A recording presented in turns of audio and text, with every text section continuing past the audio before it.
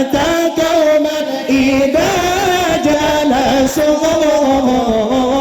عند الولادة سف يا ذبي وخدتني هذه القصائص ففضها تذر أمينا من شرنا وسرك ومن علي الله وكندا علمك ولا ما نغلاه مولانا الله وكندا علمك ولا ما نغلاه مولانا